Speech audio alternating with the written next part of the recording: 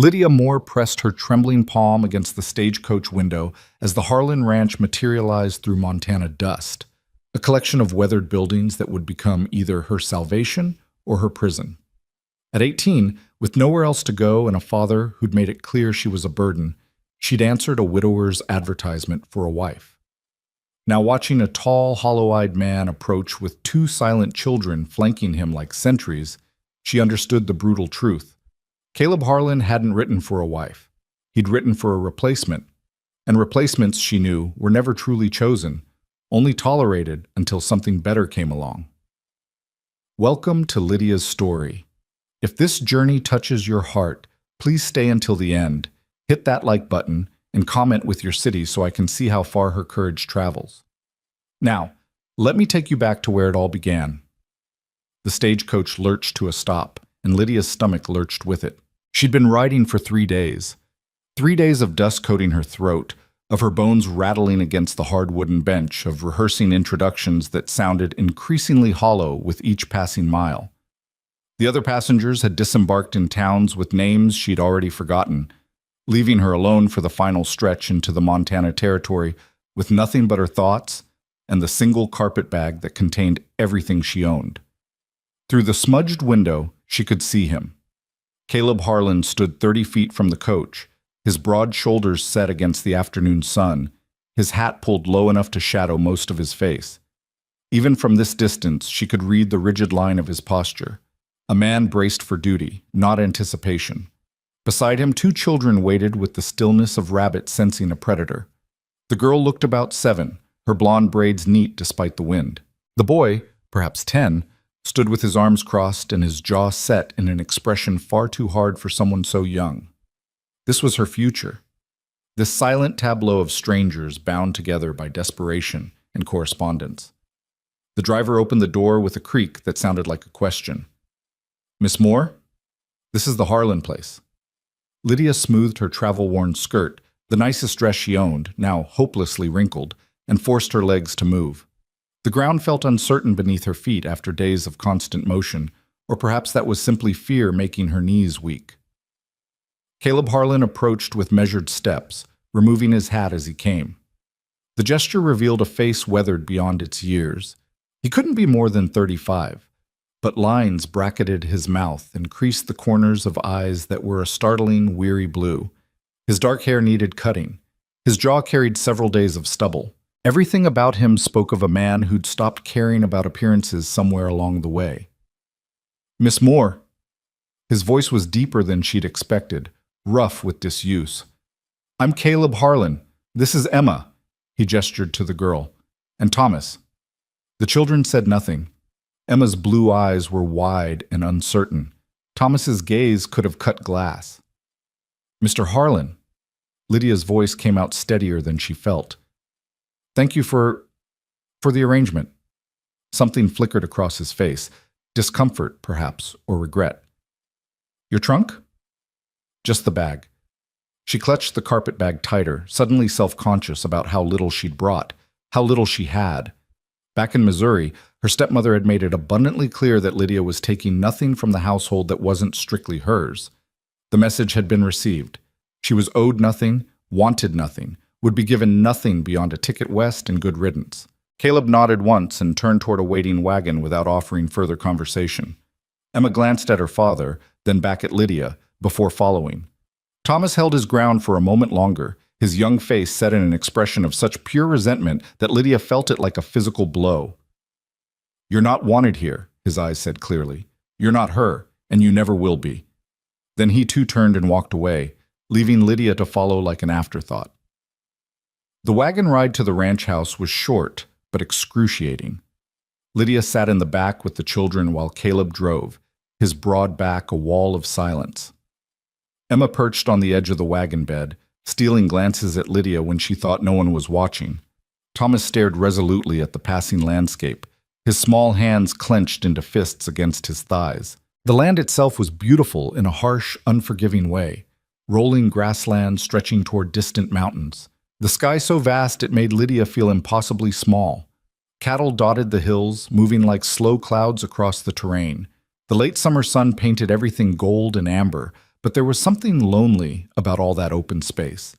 Something that whispered of isolation and hard winters and the kind of silence that could swallow a person whole. The ranch house emerged gradually from the landscape, a sturdy two-story structure of weathered wood with a wide porch and shutters that had once been painted blue but now showed more gray than color. Outbuildings clustered nearby. A barn, a stable, a chicken coop, a smokehouse. Everything looked functional but tired, like a place where people survived rather than lived. Caleb brought the wagon to a stop and climbed down without a word.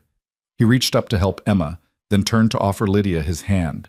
His palm was rough with calluses, his grip careful but impersonal, as though he were handling a piece of furniture that might break. "I'll show you the house," he said, releasing her hand the moment her feet touched ground. Inside, the house was clean but sparse. The main room held a stone fireplace, a worn sofa, a table with 4 chairs. Everything was tidy, obsessively so, but there were gaps where things should have been. A brighter patch on the wall where a picture had hung, an empty shelf above the fireplace, spaces that spoke of deliberate removal, of someone methodically erasing presence. "Kitchen's through there," Caleb gestured vaguely. "Bedrooms upstairs. Emma and Thomas share the larger room. There's a smaller one." He paused, and for the first time she saw real discomfort cross his face. "For you. Until we're properly married." Heat flooded Lydia's cheeks. The letters had outlined the arrangement clearly enough. She would come west, they would marry within the week, and she would assume the role of wife and mother to his children. But the reality of it, standing in this man's house preparing to share his life, his bed, bound by law and necessity to someone whose favorite color she didn't even know, suddenly felt overwhelming. That's appropriate," she managed. "Thank you." Emma tugged on her father's sleeve. "Papa, I'm hungry." Something in Caleb's expression softened fractionally when he looked at his daughter. "I know, sweetheart. Why don't you show Miss Moore the kitchen and maybe she can help you with supper?" It was both a test and a dismissal. Lydia understood that much. She followed Emma into the kitchen, acutely aware of Thomas's hostile gaze tracking her movement and Caleb's retreat to the porch, where he stood with his back to the house, shoulders tight with some emotion she couldn't name. The kitchen was better stocked than she'd expected. Flour, salt, dried beans, preserves lining the shelves. A cast-iron stove dominated one wall. The pump at the sink looked new. Whatever else Caleb Harlan lacked, he'd at least ensured his household wouldn't starve. "Do you know how to cook?" Emma asked, her voice small and careful. "Yes." Lydia set down her carpet bag and rolled up her sleeves. "What do you usually have for supper?" "Mama used to make biscuits and gravy on Tuesdays." Emma's voice cracked slightly on the word mama. "But Papa doesn't. He tries, but they don't taste right." Lydia's heart constricted. "How long has it been since your mother?" 8 months. Thomas spoke from the doorway, his voice flat and accusing. 8 months and 3 weeks. And now you're here, sleeping in her sewing room, trying to pretend like you can just replace her. "Thomas." Caleb's voice came sharp from behind him. "That's enough." "It's true." The boy spun to face his father, tears suddenly bright in his eyes despite the anger in his voice. "You're acting like she never existed, like we can just—" "I said enough." Caleb's tone left no room for argument. "Go do your chores." Thomas fled, his boots pounding across the porch and down the steps. Through the window, Lydia watched him run toward the barn, his thin shoulders shaking. The silence he left behind felt like a living thing. "I apologize," Caleb said stiffly. It's been difficult." "Of course it has." Lydia turned back to the stove, giving him the privacy of not meeting his eyes. "I know I can't replace her. I wouldn't try to." "Then why did you come?" The question was quiet but sharp as a knife. Lydia's hand stilled on the flour tin. For a long moment she considered lying, offering some gentle fiction about seeking adventure or answering a calling. But lies had a way of festering in small spaces, and this house was already full of unspoken pain. "Because I had nowhere else to go," she said simply. "My father remarried when I was 14. His new wife made it clear I was an inconvenience at best. When your advertisement appeared in the church newsletter, she was more than happy to encourage the match. She measured flour into a bowl, her movements mechanical. So I came west to marry a stranger because staying east meant living as an unwanted burden until some local boy desperate enough or drunk enough decided I'd do. At least here, the terms are honest. She felt rather than saw Caleb's surprise at her bluntness. When she finally glanced over her shoulder, he was studying her with an expression she couldn't quite read, something between respect and sorrow. "That's a brutal honesty," he said, finally. "You asked for honesty in your letters," Lydia reminded him. "You said you needed someone practical, someone who understood this was an arrangement, not a romance." She met his eyes directly. "I'm here because I'm practical enough to know that legal partnership with a stranger is better than illegal dependency on someone who resents me. But I'm also honest enough to say, I'll work hard, I'll be kind to your children, and I won't pretend emotions I don't feel just to make this more comfortable for you." For the first time since she'd arrived, something almost like a smile ghosted across Caleb's face. "I appreciate that, Miss Moore." "Lydia," she said, "if we're going to be married within the week, you might as well use my given name." "Lydia." He tested the name, and something about the way his rough voice shaped it made her stomach flutter in a way she firmly pushed aside. "Then you should call me Caleb." "Caleb." She turned back to the biscuit dough, needing something to do with her hands. "Now, if you'll excuse me, I should probably prove I'm at least competent in the kitchen before your son decides to sabotage my flour." This time, the almost smile reached his eyes. "He wouldn't." "He absolutely would," Lydia said dryly. "And I wouldn't blame him." Caleb studied her for another moment, then nodded once and retreated to the porch, leaving her alone with Emma, who had been watching the entire exchange with wide, solemn eyes. "You're different than I thought you'd be," the little girl said. "How's that?" "Nicer." Emma's voice was thoughtful. "The ladies in town said Papa was ordering a new wife like you order cattle. They said you'd probably be mean or desperate or both." Lydia's hands stilled. "People said that? Mrs. Henderson said it loud enough that she knew we'd hear." Emma's matter-of-fact tone couldn't quite hide the hurt beneath. "She said Papa should be ashamed, replacing Mama so fast, and that whoever answered his advertisement would have to be hard up or crazy." Rage, sudden and fierce, flooded through Lydia. She'd known there would be gossip, but to say such things where children could hear— "Mrs. Henderson," she said carefully, "sounds like a woman with too much time and too little compassion." She knelt down so she was eye level with Emma. "Your papa isn't replacing your mama. No one could do that. But sometimes adults make practical arrangements to help each other, and that doesn't mean anyone is being ashamed or desperate. It just means we're trying to survive the best way we know how." Emma considered this gravely. "Are you scared?" "Terrified," Lydia admitted. "I'm 18 years old, and I just traveled 300 miles to marry a man I've never met and become a mother to 2 children who don't want me here. So yes, I'm scared. But I'm also determined to make this work because the alternative, going back to a place where I wasn't wanted, is worse than being scared." Something shifted in Emma's expression. Not quite trust, but perhaps the beginning of understanding. "I can help you with the biscuits," she offered quietly, "if you want."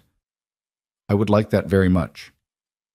They worked together in companionable silence, Emma showing her where things were kept, Lydia falling into the familiar rhythm of mixing and kneading.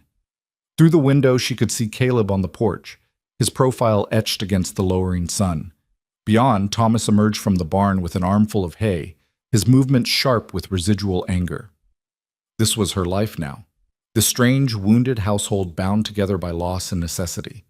As the biscuits baked and the gravy simmered, filling the kitchen with warm, familiar scents, Lydia allowed herself one moment of pure, overwhelming doubt. What had she done? How could she possibly bridge the vast distance between herself and these people? How could she build something real from such a foundation of convenience and grief? But then Emma slipped a small hand into hers and said, "These smell like Mama's," with such tentative hope in her voice that Lydia's doubts crystallized into determination. She would find a way. She had to. Because going back was not an option, and going forward, however difficult, was the only direction left. When Caleb called them to supper, Thomas came reluctantly, his face closed and hostile. He sat at the table with his arms crossed, pointedly looking anywhere but at Lydia. The meal was tense and quiet, punctuated only by the scrape of forks and Emma's occasional small comments about the chickens or the new calf in the barn.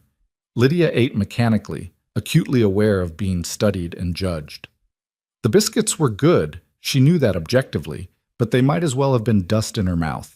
Across the table, Caleb ate with the efficiency of someone who viewed food as fuel rather than pleasure.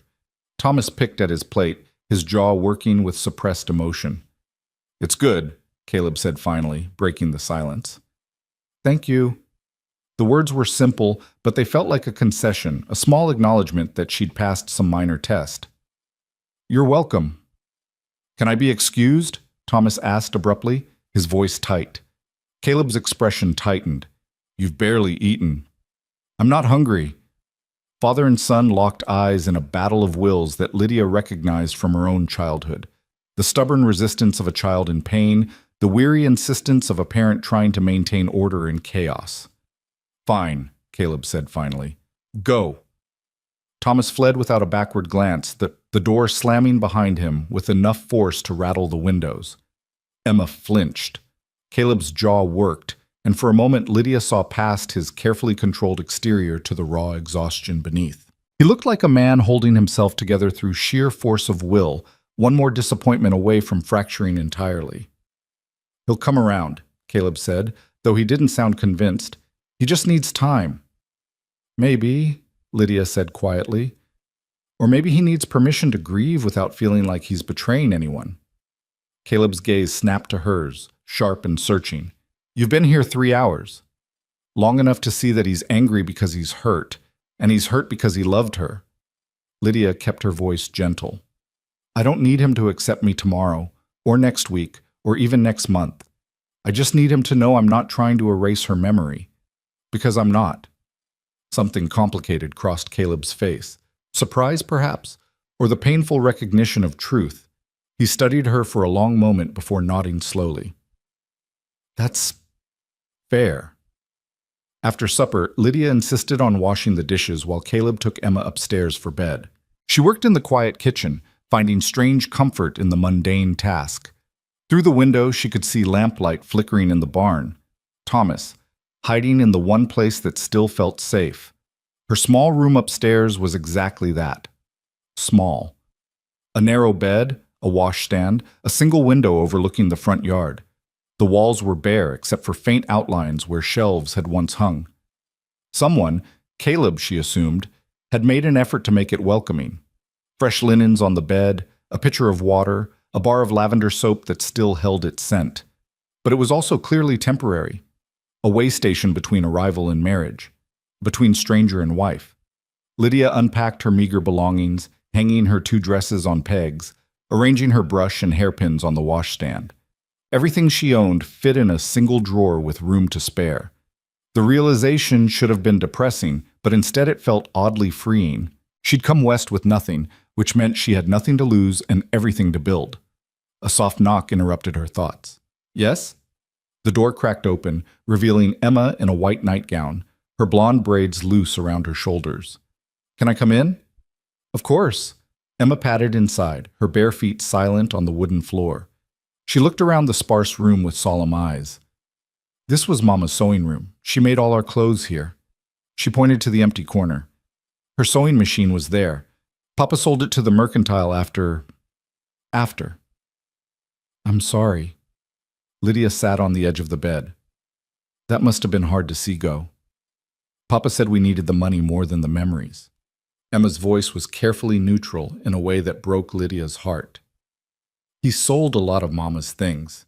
Thomas was really mad about the sewing machine, though. He said Papa was trying to forget her." "Oh, Emma." Lydia held out a hand, and after a moment's hesitation, the little girl came to sit beside her.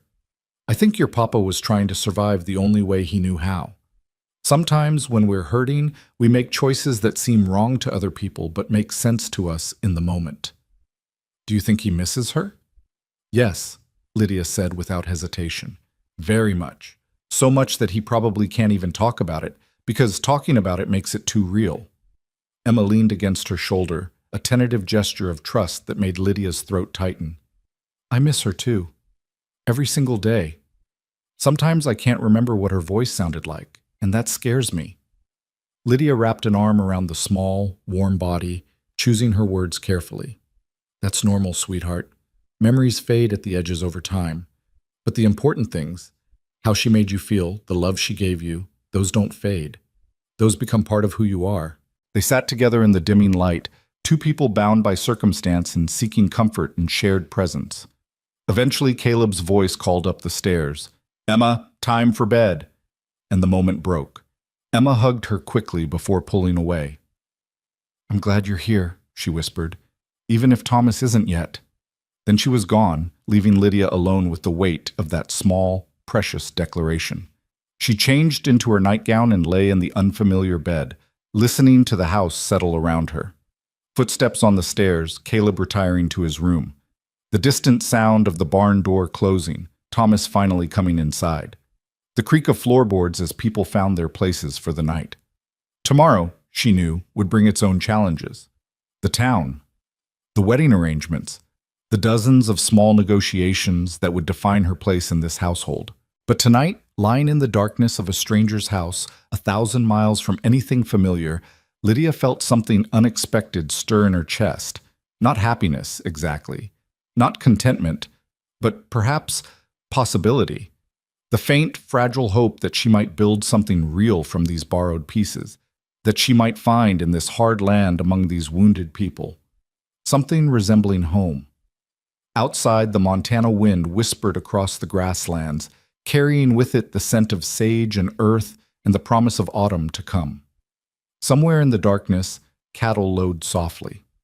A coyote called, distant and lonely. And Lydia Moore, mail-order bride, closed her eyes and chose to believe that morning would bring more than just survival. It would bring a chance. Morning arrived with the aggressive cheerfulness of a rooster that clearly had no respect for exhausted newcomers. Lydia woke disoriented, her body aching from travel, and her mind struggling to place the unfamiliar angles of light coming through the window. Then memory crashed back. Montana, the ranch, Caleb Harlan and his wounded children, and with it came a surge of anxiety that made her stomach clench. She dressed quickly in her work dress, plaited her hair with fingers that trembled slightly, and made her way downstairs. The house was already alive with quiet activity. Through the kitchen window, she could see Caleb near the barn, his movements efficient as he loaded something into a wagon. Emma sat at the table, still in her nightgown, braiding a cornhusk doll with intense concentration. Thomas was nowhere to be seen. Good morning, Lydia ventured. Emma looked up with a shy smile.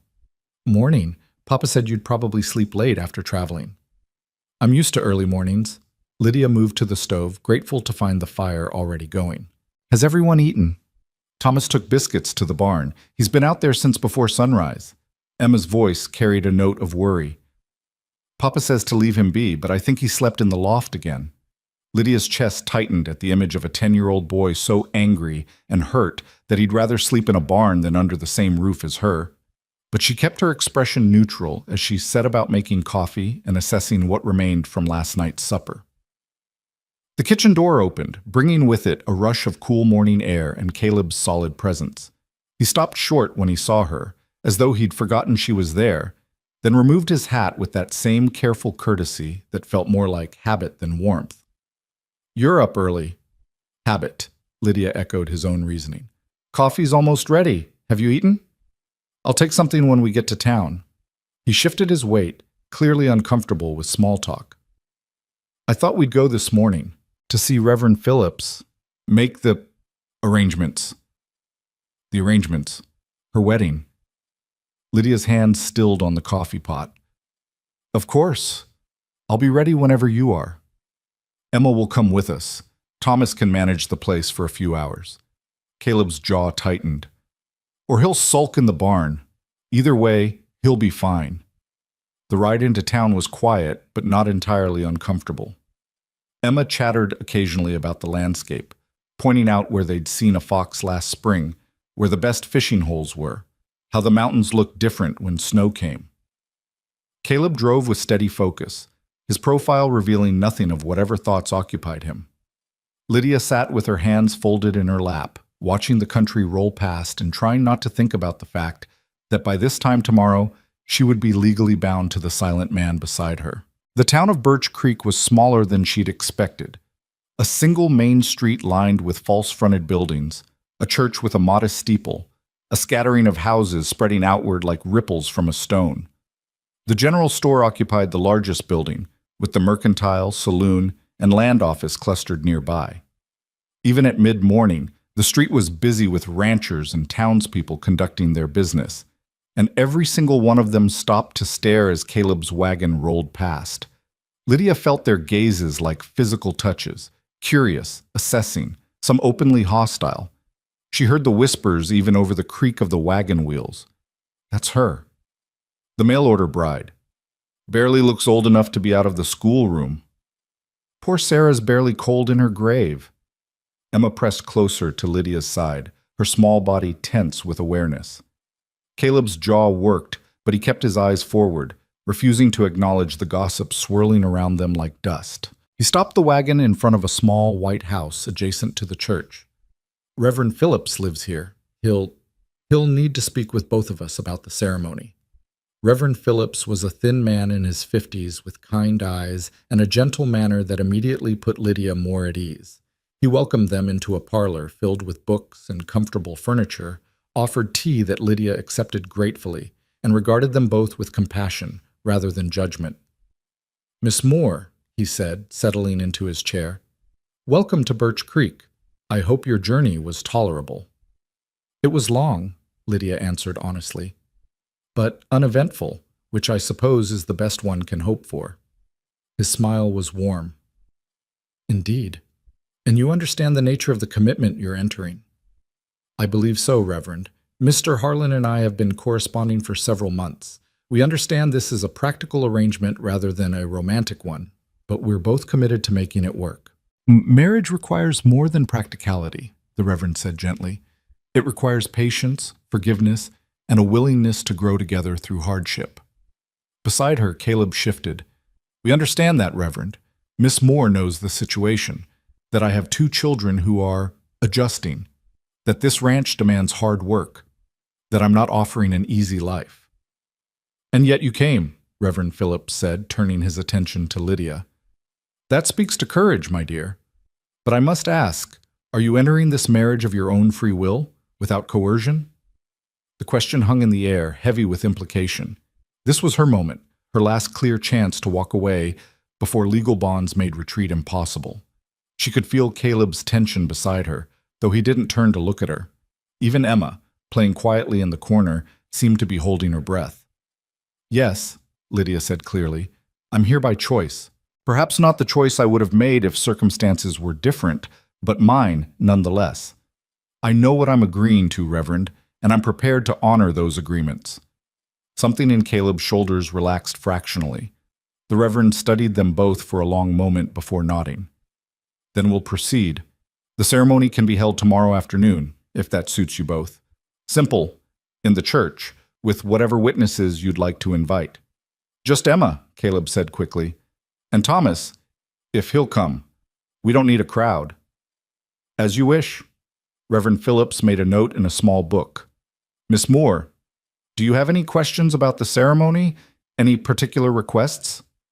Lydia thought of elaborate weddings she'd witnessed back in Missouri, brides in silk gowns, churches filled with flowers, receptions with musicians and elaborate cakes. Then she looked down at her simple calico dress, at the reality of her situation, and felt something like relief that none of those expectations would apply here. "No, Reverend, simple is perfect." They discussed a few more practical details, the legal documentation needed, the wording of the vows, the timing. Through it all, Caleb remained mostly silent, contributing only when directly asked. Lydia found herself doing most of the speaking, which suited her fine. She'd grown accustomed to managing conversations and smoothing over awkward silences during her years as an unwanted stepdaughter. As they were preparing to leave, Reverend Phillips drew Lydia aside while Caleb went to bring the wagon around. "Miss Moore, I want you to know that my door is always open. If you find yourself struggling with the adjustment, with the children, with anything, please don't hesitate to seek counsel." His kindness brought unexpected tears to her eyes. Thank you, Reverend. That means more than you know. Caleb Harlan is a good man, the Reverend continued quietly, but he's been carrying a heavy burden since Sarah's death. He may not always know how to express gratitude or affection. Don't mistake his silence for indifference. I won't, Lydia promised, though she wasn't entirely certain she believed it. Back on the street, the stares resumed with renewed intensity. Caleb helped Emma into the wagon, then turned to assist Lydia, but before she could take his hand, a sharp voice cut through the morning air. Caleb Harlan! A word, if you please. The woman approaching was perhaps 45, dressed in an expensive day dress that seemed calculated to remind everyone of her status. Her face was handsome but hard, her mouth set in a line of disapproval that looked permanently etched. Behind her trailed a younger woman, perhaps 18 or 19, whose pretty face was marred by an expression of smug satisfaction. Caleb's entire body went rigid. Mrs. Henderson. I thought it only neighborly to introduce myself to your guest. Mrs. Henderson's pause before guest made it clear what she thought of Lydia's presence. I'm Margaret Henderson, president of the Birch Creek Ladies' Aid Society. This is my daughter, Rebecca. Rebecca Henderson looked Lydia up and down with barely concealed contempt. How rustic. Mrs. Henderson. Lydia kept her voice level despite the anger rising in her chest. This was the woman who'd said cruel things within Emma's hearing. How kind of you to welcome me to town. Welcome might be too strong a word. Mrs. Henderson's smile was all teeth and no warmth. I simply wanted to make sure you understood the, situation. Birch Creek is a close community. We take care of our own, and we don't take kindly to opportunists who prey on vulnerable widowers. Mother, Rebecca said with false sweetness, perhaps Miss Moore doesn't realize how beloved Sarah Harlan was, how irreplaceable. Caleb's hand moved to Lydia's elbow, the first time he'd voluntarily touched her since her arrival. That's enough. Is it? Mrs. Henderson's eyebrows rose. Because it seems to me that Sarah's barely been gone 8 months, and already you're replacing her with some child who answered an advertisement like she was applying for a hired girl position. What must people think, Caleb? What must your children think? What my children think is none of your concern. Caleb's voice was low and dangerous. And neither is my household or my decisions. Now, if you'll excuse us. Rebecca had such hopes, Mrs. Henderson continued, as though he hadn't spoken. She's been so patient, helping with Emma and Thomas after the tragedy. We all assumed naturally that when you were ready, you assumed wrong. Caleb's tone could have frozen water. Good day, Mrs. Henderson. He practically lifted Lydia into the wagon, his grip firm enough to leave marks. Emma scrambled in behind them, her face pale. As Caleb snapped the reins and the wagon lurched forward, Lydia caught a glimpse of Rebecca Henderson's expression. Pure, venomous rage barely concealed behind a pretty smile. They were halfway out of town before anyone spoke. Emma broke the silence first, her voice small and miserable. I hate Mrs. Henderson. I hate her so much. Emma, Caleb started, but the little girl cut him off. She's mean. She says awful things about Lydia, and she said awful things about Mama too after she died. She said Mama was careless for going out in the storm. She said it was Mama's fault she got sick. Lydia twisted in her seat to look at Emma, whose face was red and streaked with angry tears. Mrs. Henderson said that? She said it to Mrs. Potter at the Mercantile, but she knew I was there. She knew I'd hear. Emma's voice broke. And then she told Papa that Rebecca would be happy to provide maternal influence for us, like we were puppies that needed training. Caleb's jaw was so tight, Lydia feared his teeth might crack. I told her no, multiple times. I made it very clear that her daughter's assistance was not wanted. So she's angry that you chose me instead, Lydia said, understanding dawning. I'm not just a replacement for your wife. I'm a rejection of her daughter's ambitions. Rebecca Henderson is 20 years old and has been angling for a wealthy husband since she turned 16. Caleb's voice was bitter. Her mother saw me as a convenient solution, a widower with property who might be desperate enough to overlook Rebecca's temperament. When I placed that advertisement instead of accepting her neighborly offers, I humiliated them both. So now I'm the enemy. Lydia sat back, processing this new information. The situation was even more complicated than she'd realized. She wasn't just contending with grief and adjustment. She was walking into an existing social conflict that had nothing to do with her and everything to do with thwarted ambition and wounded pride. "I'm sorry," Caleb said quietly. "I should have warned you. Margaret Henderson has influence in this town. She'll make things difficult." "Let her try." The words came out more defiant than Lydia intended, but she didn't take them back. "I didn't come all this way to be intimidated by a bitter woman and her spoiled daughter.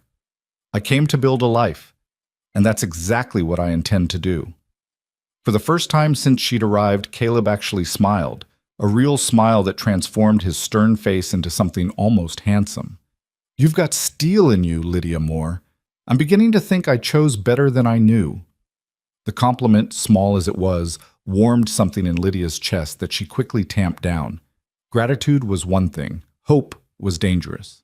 When they returned to the ranch, Thomas was exactly where they'd left him, in the barn, mucking out stalls with aggressive efficiency that spoke of anger needing physical outlet. He looked up when they entered, his face closing the moment he saw Lydia.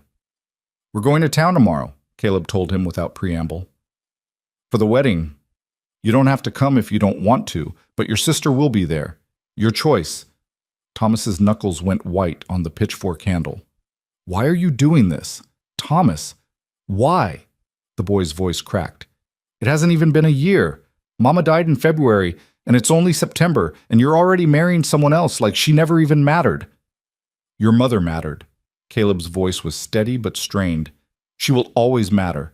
But son, I can't run this ranch alone and raise you and your sister properly. I need help. We need Mama." Thomas threw the pitchfork down, his young face contorted with grief. "We don't need her. We don't need some stranger who's just here because nobody else wanted her." The words hit like physical blows. Lydia felt them land, felt the truth in them sting despite knowing they came from a place of pain rather than malice. "That's enough." Caleb's voice hardened. "You will not speak to Miss Moore that way. You will show respect." "Or what?" Thomas's eyes were bright with tears he refused to shed. "You'll send me away too? Is that how it works? Anyone who remembers Mama gets replaced?"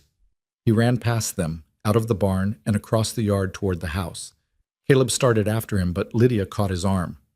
"Let him go. He can't speak to you like that. He's grieving." Lydia's voice was firm. "And he's right, in a way. I am here partly because nobody else wanted me. That's not something to punish him for acknowledging. Let him be angry. Let him hurt. Forcing him to pretend otherwise will only make it worse." Caleb looked down at her hand on his arm, then back at her face. His expression conflicted. "You shouldn't have to endure his hostility." "I can endure it." Lydia released his arm, suddenly aware of the intimacy of the gesture. "What I can't do is build trust by demanding obedience.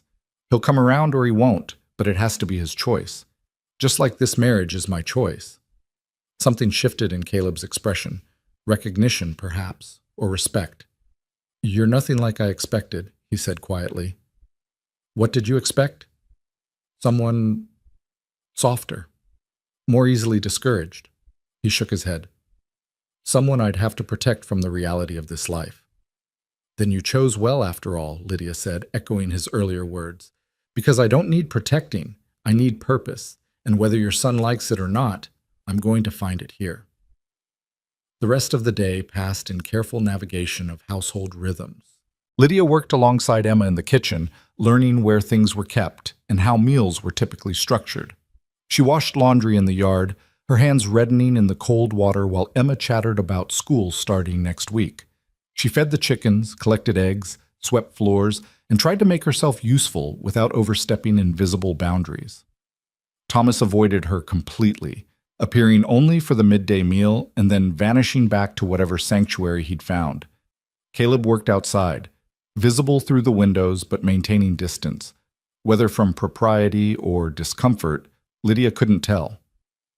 That evening, as the sun painted the mountains gold and purple, Lydia stood on the porch watching the land settle into twilight. The vastness of the landscape still took her breath away. All that open space, all that sky, the sense of being very small against something immense and indifferent. Beautiful, isn't it? She turned to find Caleb beside her, his hat in his hands, his expression softer than she'd yet seen it. Overwhelming, she admitted. But yes, beautiful. Different from Missouri. Bigger, somehow. That bothers some people. The emptiness, the isolation.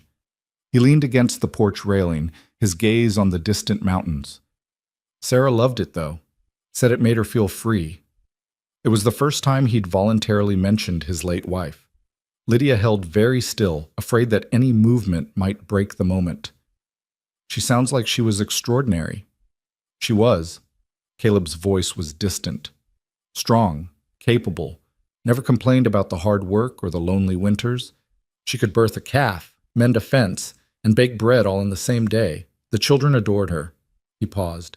She made this place feel like home instead of just survival. How did she... Lydia let the question trail off, unsure if she had the right to ask.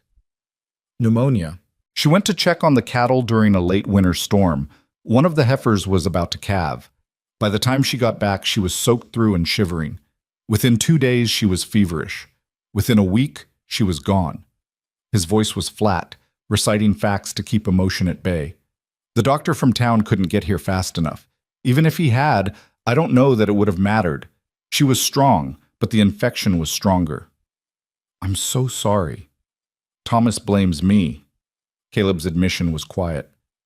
He thinks I should have stopped her from going out, should have gone myself. He's probably right. Or the heifer would have died, and you'd all have lost valuable livestock, and he'd blame you for that instead. Lydia turned to face him fully. Caleb, grief makes us look for reasons, for someone to blame. But sometimes terrible things just happen, and the only fault is in the weather, and the illness, and the timing. Not in the people who did their best. He met her eyes finally, and she saw the depth of exhaustion there, the weight of 8 months of holding himself and his children together through sheer will. Tomorrow, he said, you'll become legally bound to this mess. To me, to them, to all of it. Last chance to change your mind. Lydia considered the question seriously. She thought about Thomas's hostility, about Mrs. Henderson's venom, about the vast and lonely landscape surrounding them. She thought about the fact that she was 18 years old and about to marry a man she barely knew, taking responsibility for children who didn't want her. Then she thought about her stepmother's cold dismissal, about the suffocating feeling of being tolerated rather than wanted, about the alternative future she'd left behind in Missouri, all of them variations on the same theme of dependence and resentment. I'm not changing my mind, she said firmly. I made a commitment. I intend to keep it. Even knowing it will be hard? Especially knowing that. Lydia's voice was steady. Easy things don't build character, Caleb. They just make you soft. I'd rather have a hard life where I matter than an easy one where I don't. He studied her for a long moment, then nodded slowly. Then I'll try to make sure you don't regret it. I'll hold you to that. That night, lying in the small sewing room that would cease to be hers tomorrow, Lydia allowed herself to fully feel the weight of what she was about to do. Marriage. Motherhood to children who resented her. Partnership with a man who was still in love with his dead wife. A life of hard work in an unforgiving landscape, surrounded by people who would judge her every move. It should have terrified her. Perhaps it did. But underneath the fear ran a current of something else. Determination, purpose, the fierce satisfaction of choosing her own path even when that path was difficult. She'd spent her whole life being chosen for convenience or rejected for the same reason. Tomorrow, for the first time, she would be choosing something, someone, for herself. Not out of love, perhaps, but out of mutual need and honest respect. It wasn't the romantic ideal she'd once imagined as a young girl, but it was real and solid and hers. And somehow, that was enough. The morning of the wedding arrived with a sky so blue it almost hurt to look at. Lydia woke before dawn, her stomach a tight knot of nerves that had nothing to do with hunger and everything to do with the fact that by nightfall she would be Mrs. Caleb Harlan, a name that still felt foreign on her tongue, a future that still seemed impossibly surreal. She dressed with trembling hands in her best dress, a simple gray wool that had been her mother's before the woman died when Lydia was 12. It wasn't white, wasn't fancy, but the fabric was good quality and the cut was modest. She'd stayed up late the night before letting out the seams where she'd grown since leaving Missouri, grateful that her mother had been taller and left enough fabric to work with. Her fingers had bled from pushing the needle through the thick material, but the dress fit properly now, and that felt important somehow. Like she could at least look like she belonged at her own wedding, even if she didn't feel it. Emma knocked softly on the door just as Lydia was attempting to do something presentable with her hair. "Can I come in?" "Please." The little girl entered carrying something wrapped in faded blue cloth. She stood there for a moment, working up courage, before finally speaking. "Mama's hairpins. Papa said, he said I could offer them to you, if you wanted, for today." Lydia's throat tightened as Emma carefully unwrapped the cloth to reveal a set of delicate pearl hairpins, worn smooth with use and clearly treasured. "Emma, I couldn't. These were your mother's." "She'd want them used." Emma's voice was firm beyond her years. "She always said pretty things should be worn, not hidden away, and Papa won't let me wear them yet, says I'm too young to take proper care. So they just sit in his drawer, and that seems sadder than letting someone else have them for a day." "Does Thomas know you're offering them to me?" Emma's face fell slightly. "No, he'd be angry, but Mama would have wanted you to look nice today, even if she couldn't be here to see it." The generosity of it, this child offering her mother's treasures to the woman replacing her, nearly undid Lydia completely. She knelt down so she was eye level with Emma, carefully taking the girl's small hands in hers. "Thank you. I'll treat them with great care, and I'll give them back to you as soon as the ceremony is over. I promise. You can keep them for the day." Emma's smile was shy but genuine. "And maybe I can help you with your hair." Together they worked the pins into Lydia's dark hair, creating a simple but elegant arrangement that made her look older, more composed, more like someone who might actually be capable of becoming a wife and mother. When they finished, Emma stood back with a critical eye before nodding her approval. "You look pretty. Not like Mama, she had yellow hair like mine, but pretty in your own way." It was perhaps the most honest compliment Lydia had ever received, and she found herself blinking back tears as she pulled Emma into a quick hug. "Thank you, sweetheart, for everything." Downstairs, Caleb was already dressed in what was clearly his best suit, dark wool that smelled faintly of cedar from storage, a white shirt that had been carefully pressed, a string tie that he was struggling to knot properly. He looked up when Lydia and Emma descended the stairs, and something flashed across his face too quickly for her to read. "You look—" He paused, clearly searching for appropriate words. "Very nice." "So do you." Lydia gestured to his collar. "May I?"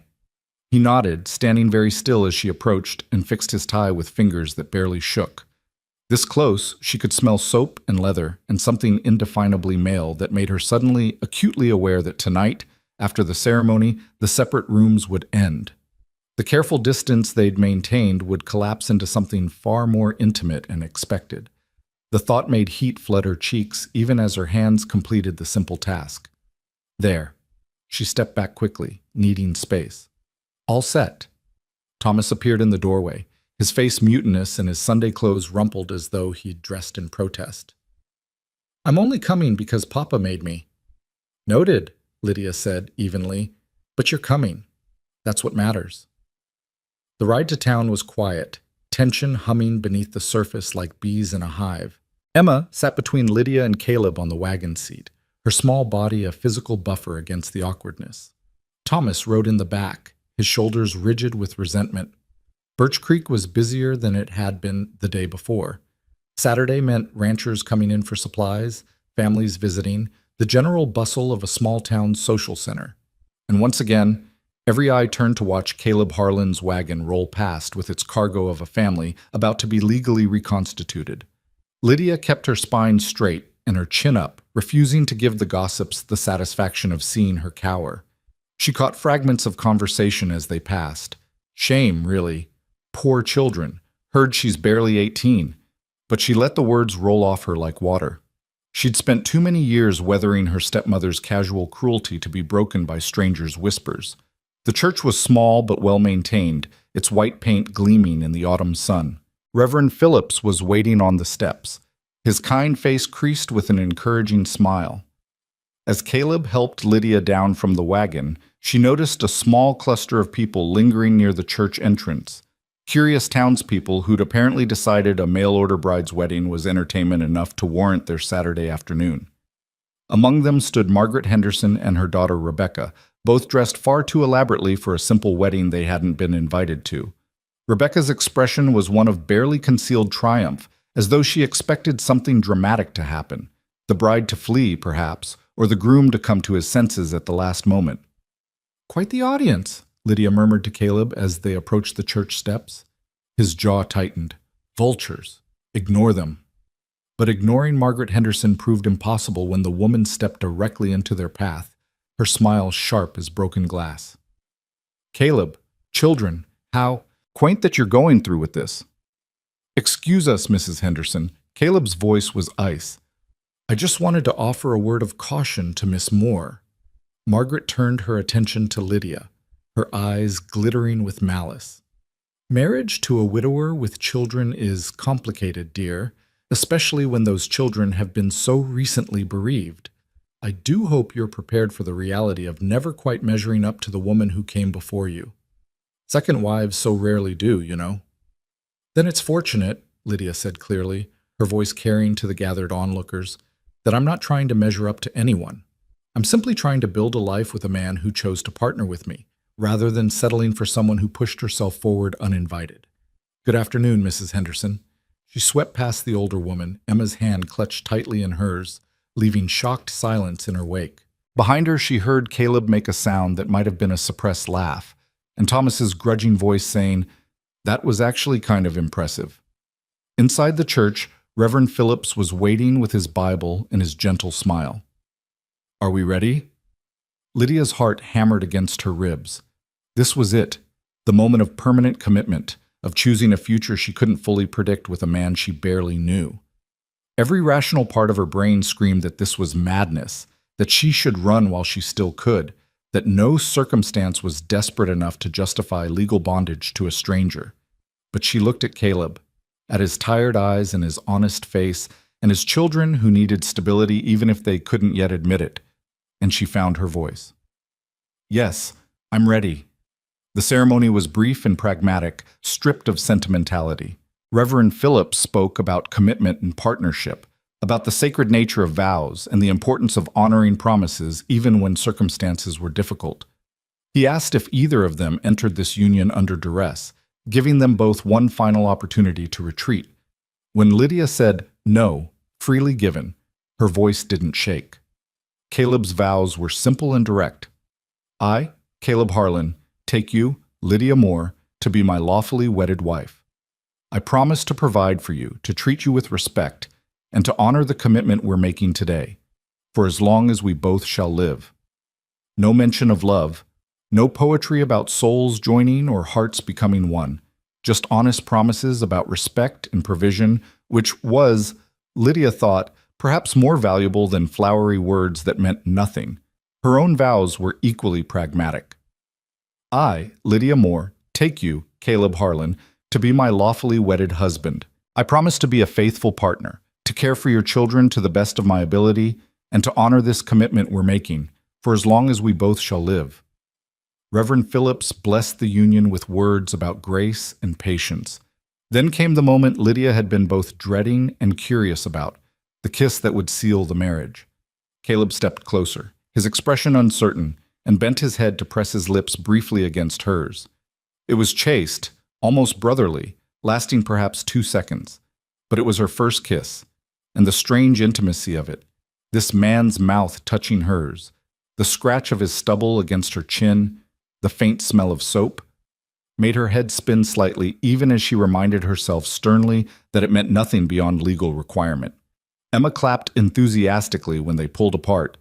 Thomas stared at his feet, his face flushed with something that might have been embarrassment or anger or both. Reverend Phillips pronounced them man and wife with genuine warmth, as though he believed this practical arrangement might actually become something more. And just like that, Lydia Moore ceased to exist. In her place stood Lydia Harlan, wife and stepmother, legally bound to this family and this land for the rest of her life. The realization hit her like cold water as they signed the marriage certificate. This was permanent. No matter what happened now, no matter how difficult things became, she'd made vows before a man of faith and signed legal documents. There was no going back to Missouri, no retreating to some imagined future where things might have been easier. This was her life now, and she would have to find a way to make it work.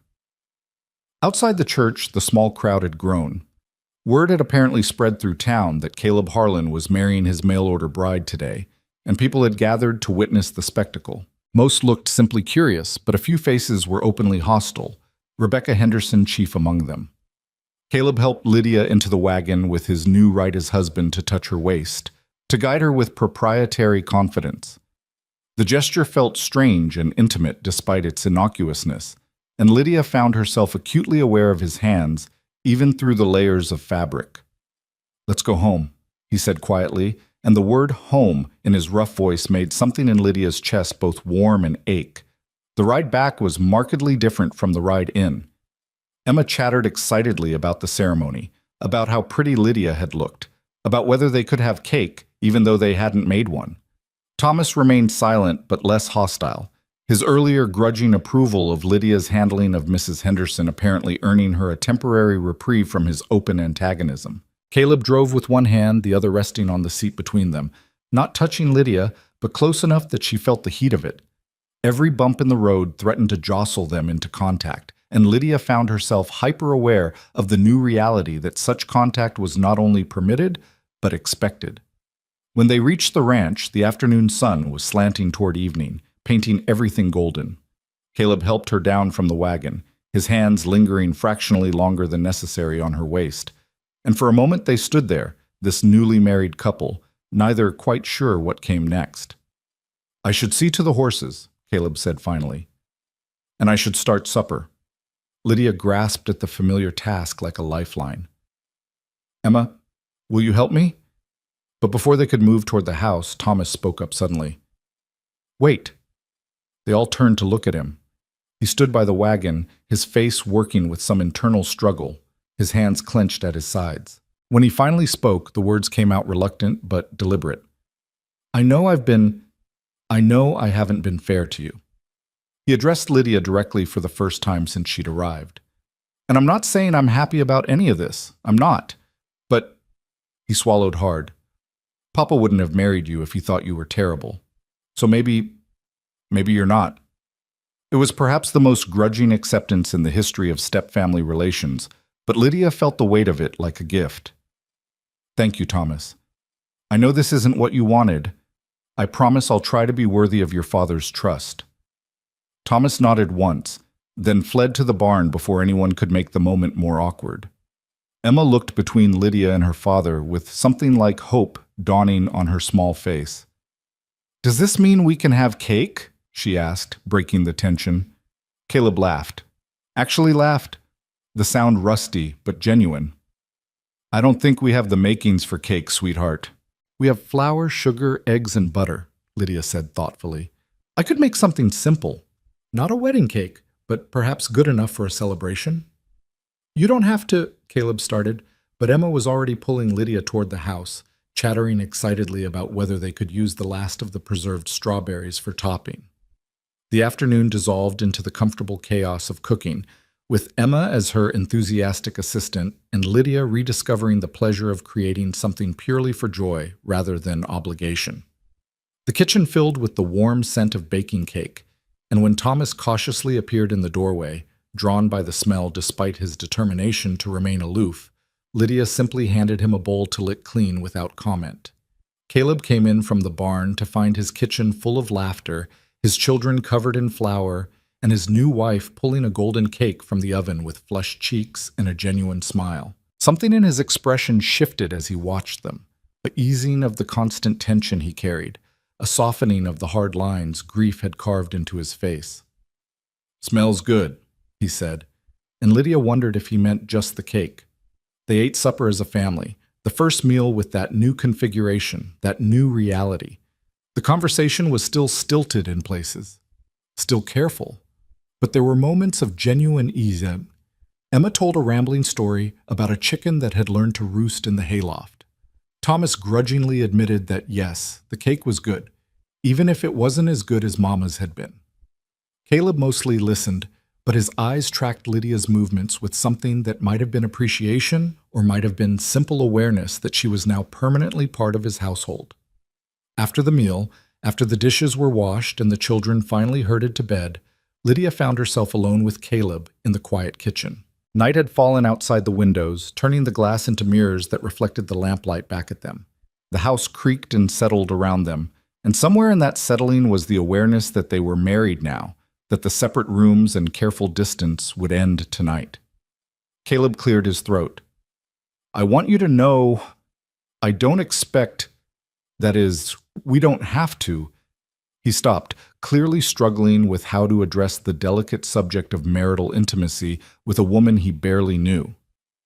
I know what's expected, Lydia said quietly, saving him from further awkwardness. I'm not completely naive, Caleb, and I knew when I agreed to this marriage what it would entail. Still, he wouldn't meet her eyes. We can take time, get to know each other first. There's no rush to fulfill all the obligations at once. Relief flooded through her so strongly it was almost dizzying. She'd been steeling herself all day for this moment, preparing for intimacies she wasn't ready for with a man who was still a stranger. To be given time, to be offered patience, it was more than she'd dared hope for. Thank you, she said, and meant it with her whole heart. He nodded once, then stood. I'll show you to the room. Our room. I've moved my things, made space for yours. The master bedroom was larger than the sewing room, but still modest. A large bed with a simple quilt, a dresser, a washstand, a trunk at the foot of the bed. Caleb had clearly made an effort to create space for her. Half the dresser drawers were conspicuously empty. Pegs on the wall held only his clothes with room left for hers. The bed itself was neatly made, impersonal as a hotel room. I usually wake early, Caleb said, standing awkwardly in the doorway as though uncertain whether he should enter his own bedroom. To see to the livestock. I'll try not to disturb you. I wake early too, Lydia reminded him. Farm life doesn't allow for sleeping in. Right. He shifted his weight. Well, there's some paperwork I need to review. For the ranch.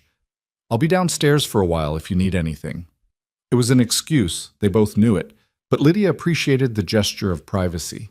She needed time to adjust to this strange new reality, to this room that was now hers but still felt foreign, to the knowledge that later tonight a man would join her in that bed even if nothing physical happened between them. She changed into her nightgown with shaking hands, braided her hair, and tried to calm her racing heart. The pearl hairpins sat on the dresser where she'd carefully placed them. She'd return them to Emma tomorrow as promised, but for tonight they remained, a tangible reminder of the trust that child had shown her. When Caleb finally came upstairs an hour later, Lydia was already in bed, lying carefully on what she assumed was Sarah's side, the side further from the door, the side that seemed less worn. She kept her eyes closed as he moved quietly through the room, heard the rustle of clothing being removed, felt the mattress dip as he climbed in on the opposite side. They lay there in the darkness, perhaps a foot of space between them, both pretending to sleep while actually lying rigid with awareness. Lydia could hear his breathing, could feel the warmth radiating from his body, could smell the soap he'd used to wash before coming to bed. It was the most intimate she'd ever been with another person, and they weren't even touching. Lydia? His voice was quiet in the darkness. Yes? Thank you. For today. For handling Mrs. Henderson with grace. For being kind to the children. For everything.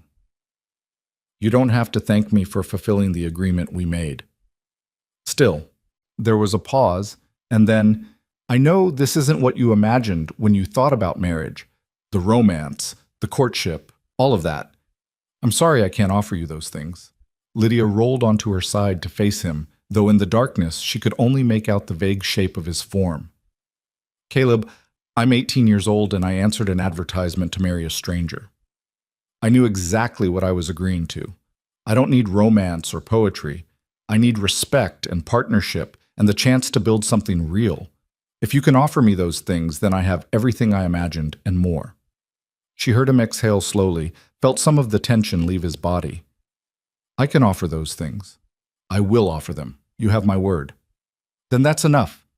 They fell silent again, but this time the quiet felt less fraught, more peaceful. Lydia let her eyes drift closed, her body finally beginning to relax. Tomorrow would bring its own challenges, learning to navigate married life, continuing to build bridges with Thomas, figuring out her place in this household and this community. But tonight, lying in the darkness beside her new husband, Lydia felt something she hadn't felt since her mother died, the possibility of belonging. Outside, the Montana wind whispered through the grass, carrying with it the distant sound of cattle and the promise of autumn to come. Inside the Harlan Ranch house, a newly formed family settled into sleep, bound together by vows and necessity and the fragile, tentative hope that necessity might someday become something more. Lydia's last conscious thought before sleep finally claimed her was that she'd made the right choice. It wouldn't be easy, nothing worthwhile ever was, but it was hers. She'd chosen this life deliberately, walked into it with open eyes, and committed herself fully to making it work. And somehow that sense of agency, of having chosen rather than simply accepting what was chosen for her, made all the difference. She was Lydia Harlan now, wife and stepmother, partner in this hard life on the frontier. The scared girl who'd stepped off that stagecoach 3 days ago already felt like someone from another lifetime.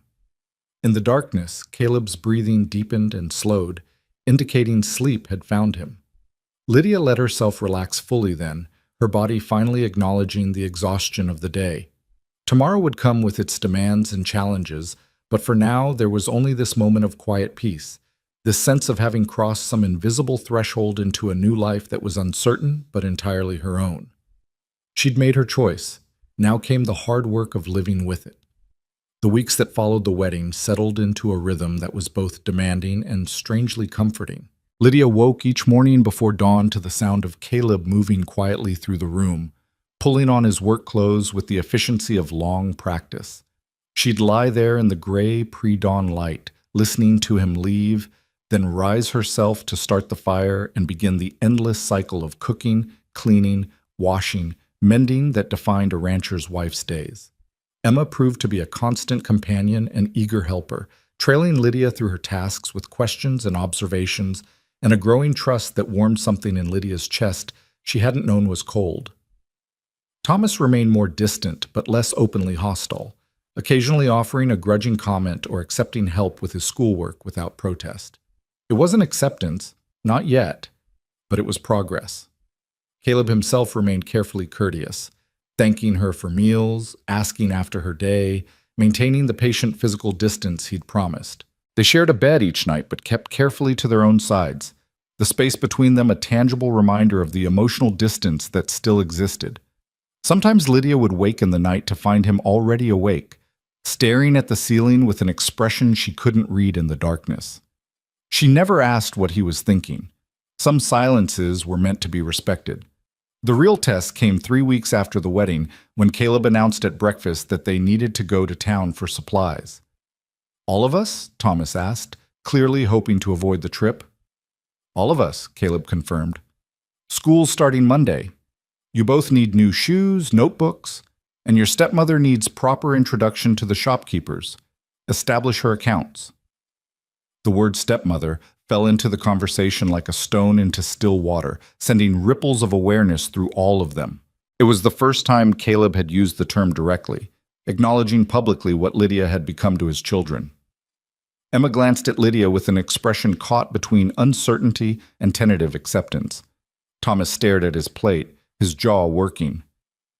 "I don't need new shoes," he muttered. "Your toes are coming through the leather," Caleb said firmly. "You need new shoes. End of discussion." The ride to Birch Creek was tense with anticipation. Lydia wore her second-best dress and the shawl she'd knitted during the long evenings of the past weeks. She'd pinned her hair carefully, aware that every detail of her appearance would be noted and judged by the townspeople who'd watched her marry their widowed neighbor. She was Mrs. Harlan now, and that came with expectations she was determined to meet. The town was busy with Saturday activity when they arrived, the street crowded with wagons and people conducting their weekly business. Lydia felt the stares begin immediately, the curious looks, the whispered comments, the assessment of how she'd settled into her new role. She kept her spine straight and her expression pleasant, refusing to give them the satisfaction of seeing her discomfort. Caleb helped her down from the wagon with the careful courtesy he'd maintained since the wedding, his hand firm on her waist. "We'll start at the general store. Get the children's supplies first, then see to the household needs."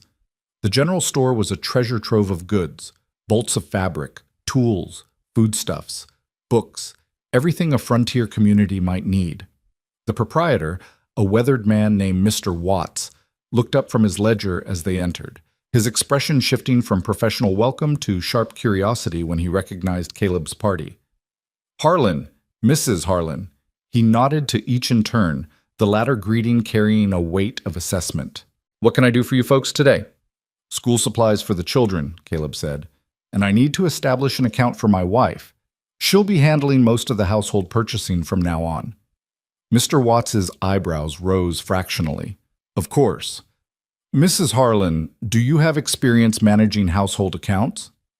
It was a test, a subtle question about whether this young mail-order bride had the competence to be trusted with credit and purchasing decisions. Lydia met his gaze directly. "Yes, Mr. Watts. I managed my father's household accounts from the time I was 14. I keep detailed records and settle debts promptly. You'll find me a reliable customer." Something shifted in the shopkeeper's expression, a grudging respect replacing skepticism. "Fair enough. Let's see what the young ones need, shall we?" While Emma and Thomas selected notebooks and pencils under their father's supervision, Lydia moved through the store with practiced efficiency, assessing inventory and prices with an eye trained by years of managing her stepmother's demanding household. She noted what was available, what was expensive, what might be substituted or done without. The mental calculations came easily, muscle memory from a past life that suddenly seemed useful in this new one. "You've got a sharp eye," Mr. Watts observed, watching her examine a bolt of sturdy cotton. "That's good fabric for the price. Make practical dresses, last through hardware." "How much per yard?" He named a price that was fair but not generous.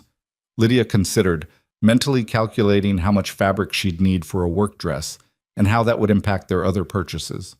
"I'll take 4 yards of that and 2 of the wool blend on the next shelf. Also 5 pounds of flour, 2 of sugar, a pound of coffee beans, and whatever dried beans you have that aren't weevil damaged." Mr. Watts actually smiled. "You do know your business. I'll have it ready for you."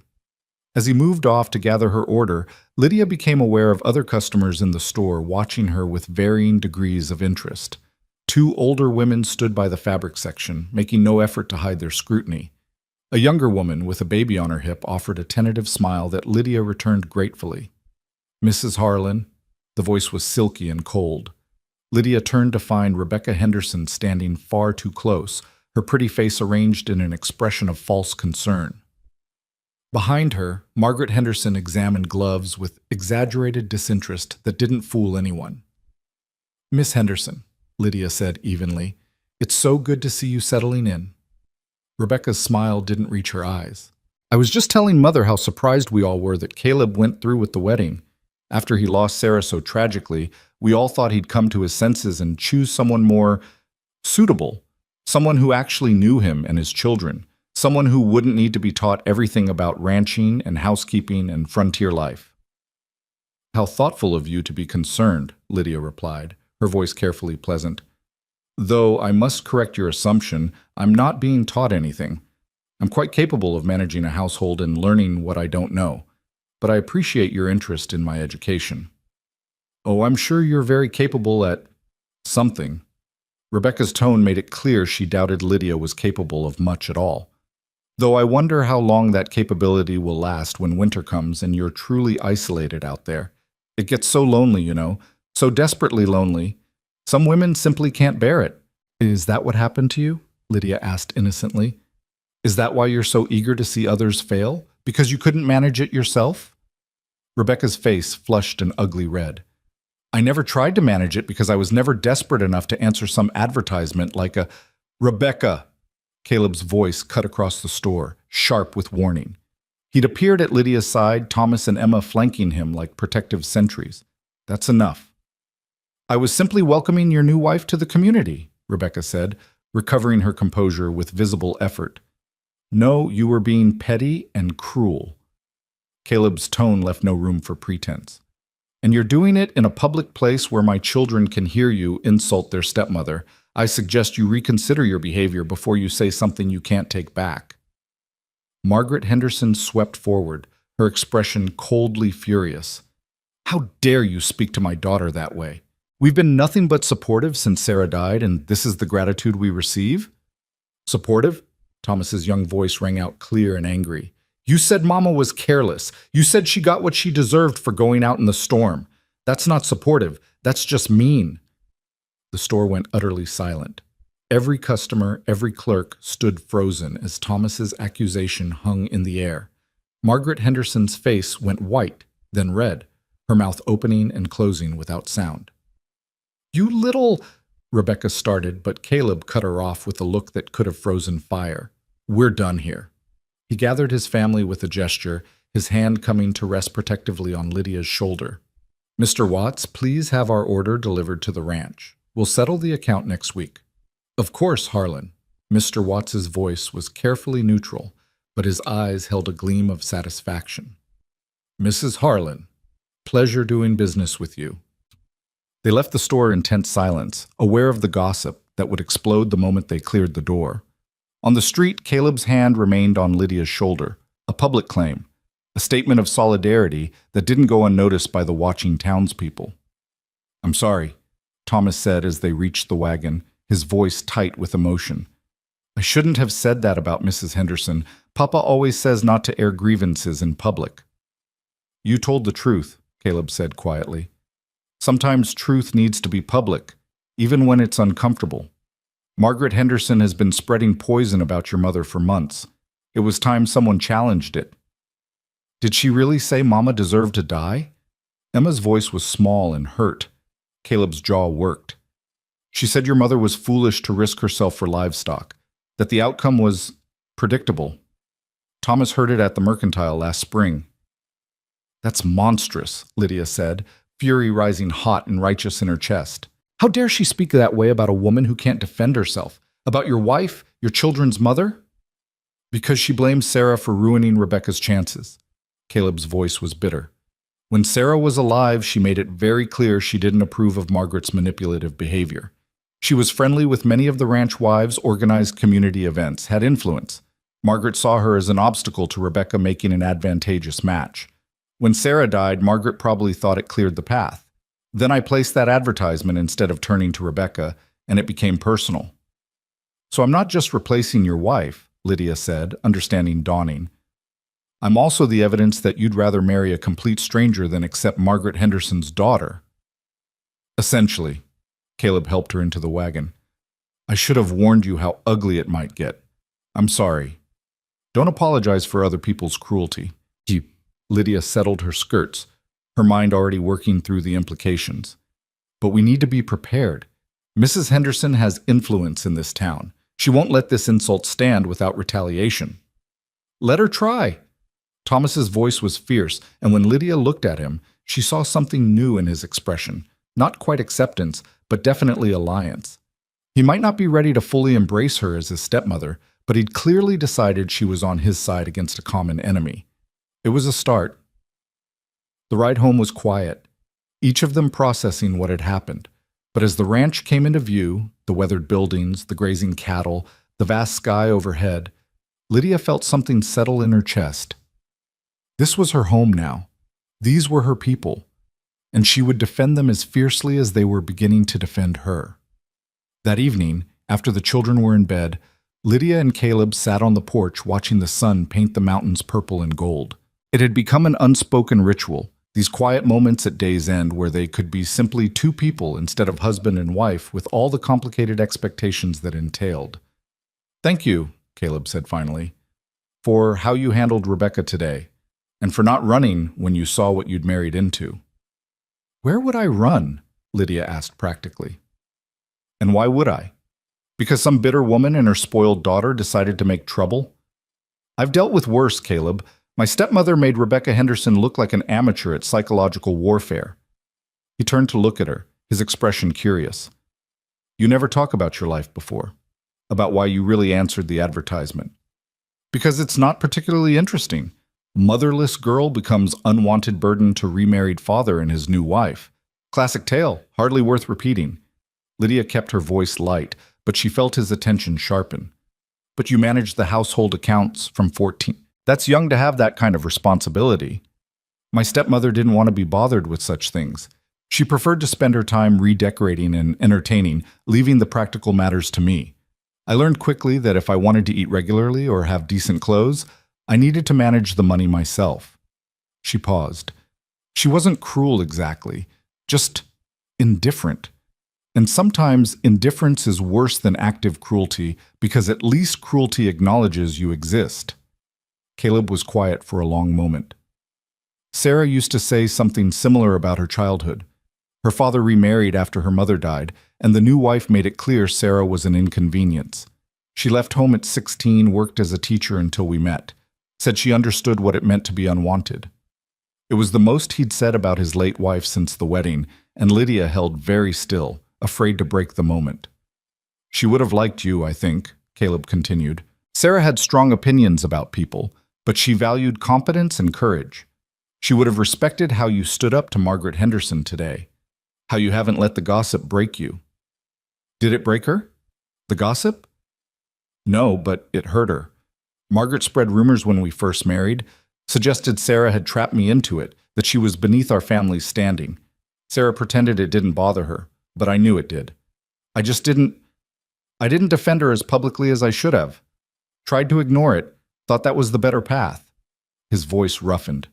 Seeing Thomas speak up today, seeing him defend his mother the way I should have defended her then, it made me realize how much I failed her. Lydia reached out without thinking, covering his hand with hers where it rested on the porch railing. You didn't fail her. You lost her to illness, not to your own inadequacy. And defending her memory now, standing up for your new wife against the same people who hurt her, that's not failure. That's growth. His hand turned under hers, his calloused palm rough against her fingers. They sat like that as the sun finished setting, hands linked in the gathering darkness, the simple touch somehow more intimate than sharing a bed. I want you to know, Caleb said quietly, that you're not just a convenience, not just someone to cook and clean and help with the children. You're my wife, my partner, and I will defend you the way I should have defended Sarah. You have my word on that. Lydia's throat tightened with emotion she didn't fully understand. Thank you. They sat together until full dark fell, neither quite ready to break the moment.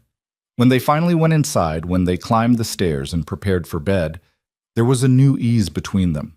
Not love, perhaps, but something that might eventually grow into it given time and care. The following week brought its own challenges. School started, which meant Emma and Thomas left each morning with their lunch pails and new notebooks, leaving Lydia alone with the house and the endless work of maintaining it. She threw herself into the tasks with determination, scrubbing floors, washing windows, organizing the pantry, making the house unmistakably hers through sheer industry. She also began visiting the henhouse multiple times daily, gathering eggs and observing the chickens with an eye toward increasing production. When Caleb came in for the midday meal, he found detailed notes on the kitchen table outlining which hens were laying well, which were eating without producing, and recommendations for culling and replacement. You made a production chart for the chickens? There was amusement in his voice. Inefficient livestock costs money we don't have to waste. Lydia didn't look up from the bread dough she was kneading. 3 hens are eating and not laying. We should either replace them or use them for meat before winter. You're right. He studied the chart with growing respect. I've been meaning to assess the flock, but haven't had time. This is thorough. I managed household accounts for 4 years. Efficiency became habit. She shaped the dough into loaves. I also think we should expand the vegetable garden next spring. The root cellar has capacity we're not using, and the growing season here seems adequate for potatoes, carrots, turnips, crops that store well and supplement feed costs. Caleb leaned against the counter, watching her work with an expression she couldn't quite decipher. You've been thinking about this. I've been thinking about a lot of things. Lydia finally looked up, flour dusting her nose. This is my home now, Caleb. I want to make it thrive, not just survive. If you'll let me. Let you? He shook his head slowly. Lydia, you're my partner in this. Your ideas, your work, they're not something you need permission for. They're contributions I'm grateful for. The word partner settled between them, carrying weight and promise. They'd both used it before, but somehow it felt different now, less contractual, more real. That afternoon, Lydia was hanging laundry when she noticed a rider approaching from town. As the figure drew closer, she recognized Mr. Watts from the general store, leading a pack mule laden with supplies. "Mrs. Harlan," he greeted, touching his hat brim. "Brought your order from last week, plus a few items I thought you might find useful." He unloaded the supplies with efficiency, but as he worked, he spoke in a casual tone that didn't quite hide the significance of his words. "Wanted you to know Mrs. Henderson came into the store after you left. Made quite a scene, demanding I refuse your family credit. Said you weren't to be trusted with accounts, being so young and inexperienced." Lydia's hand stilled on the laundry basket. "And what did you tell her?"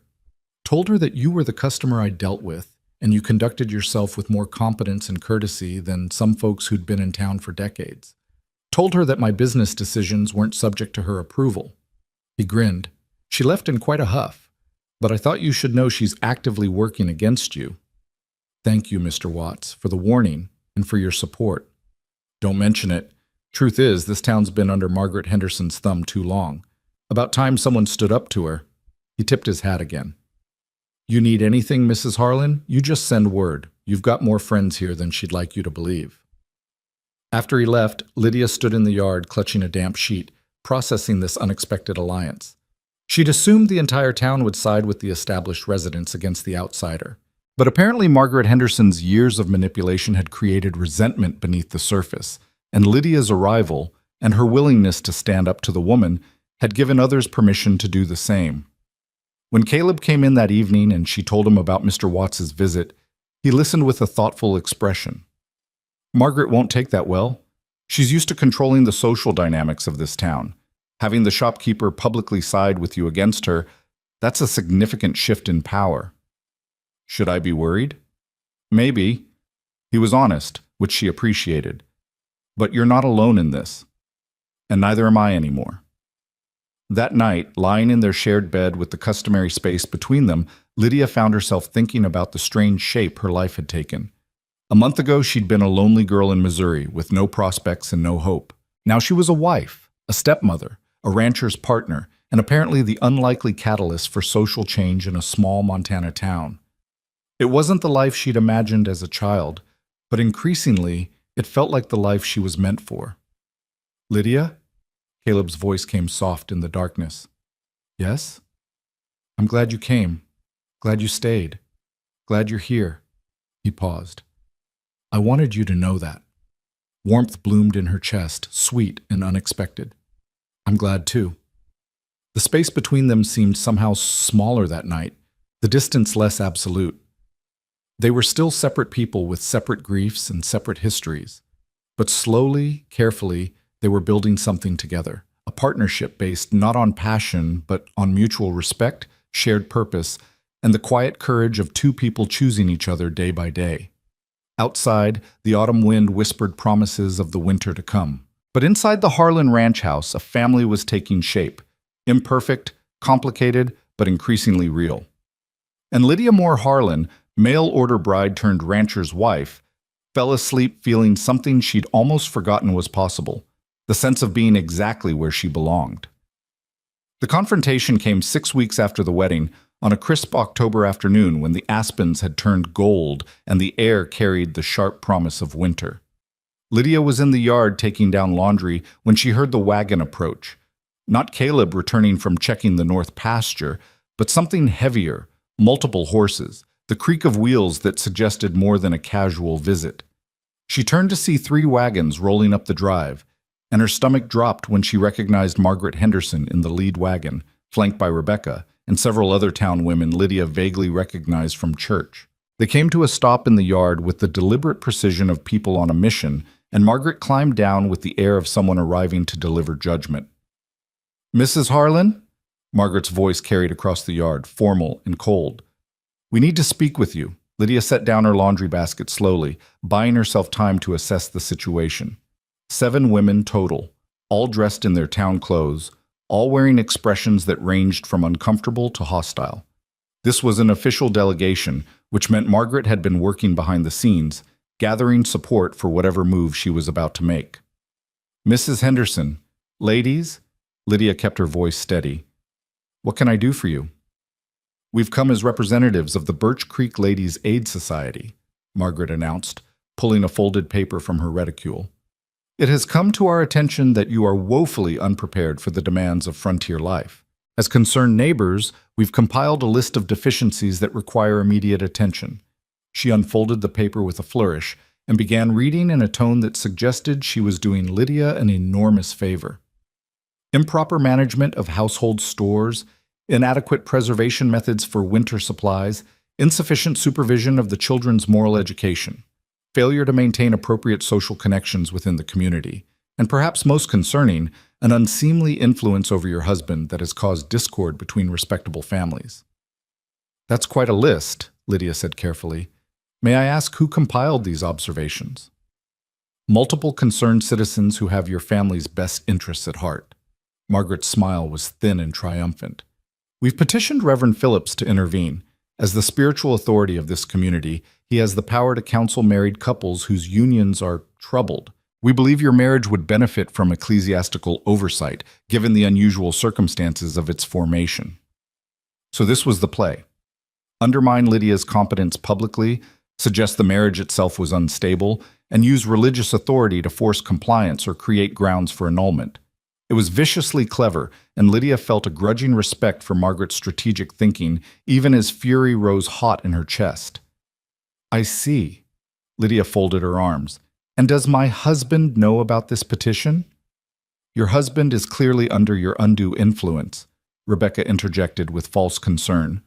"We've all seen how you manipulate him, how you've turned the children against respectable community members. Someone needs to protect this family from your scheming." "My scheming?" Lydia's voice rose despite her best efforts to remain calm. "I came here as requested, married as agreed, and have worked every single day to build a life with this family. What exactly am I scheming toward?" "Security," Margaret said bluntly. "You latched onto a vulnerable widower with property, isolated him from his community, and now you're consolidating power. It's transparent to anyone with eyes to see." "Transparent?"